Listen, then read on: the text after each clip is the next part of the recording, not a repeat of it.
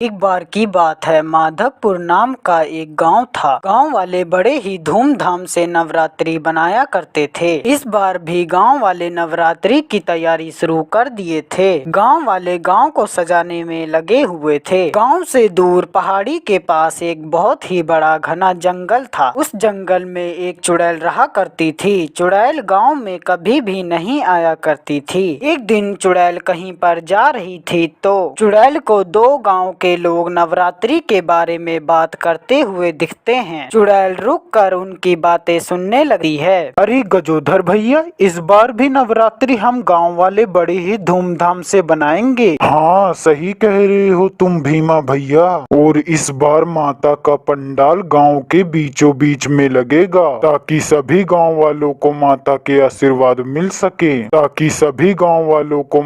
के आशीर्वाद मिल सके चुड़ैल यह सब बातें सुनकर खुश हो जाती है और बोलती है, अब की बार मैं भी गांव में लगे हुए नवरात्रि में जाऊंगी। पता नहीं कितने साल हो गए मैंने माता जी के दर्शन नहीं किए और माता जी का आशीर्वाद भी मिल जाएगा मुझे। चुड़ैल चली जाती है। अगली सुबह गांव के सभी लोग गांव के पंडाल में खड़े थे। चुड़ैल गांव आने से पहले अपना रूप एक सुंदर औरत में बदल लेती है और गांव के पंडाल में आकर मां का आशीर्वाद लेती है। गांव वाले चुड़ैल से पूछते हैं कि तुम कौन हो? चुड़ैल बोलती है कि मैं गंगा हूँ, मैं बहुत ही दूर से आई हूँ। तभी अचानक से रामू बोलता है कि गांव वालों सुनो सुनो, आज रात सभी लोग माता के आरती में आ जाना और भजन भी होगा। तो जो लोग रुकना चाहते हैं वह लोग रुक भी जाएंगे रात को। सभी गांव वाले चले जाते हैं, लेकिन गंगा के रूप में चुड़ैल वहीं पर खड़ी रहती है। वो गंगा से बोलता है, क्या हुआ बहन जी,